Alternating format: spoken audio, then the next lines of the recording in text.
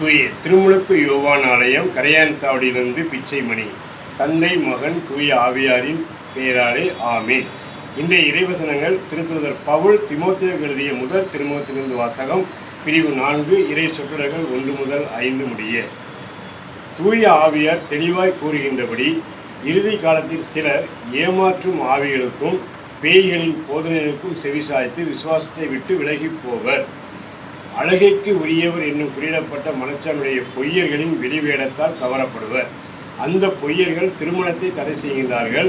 சில வகை உணவுகளை உண்ணக்கூடாது என்று தடை விதிக்கின்றார்கள்.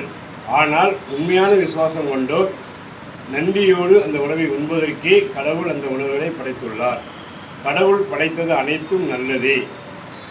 நன்றி உணர்வோடு ஏற்றுக்கொண்டால் எதையும் விளக்க வேண்டிய தேவையில்லை.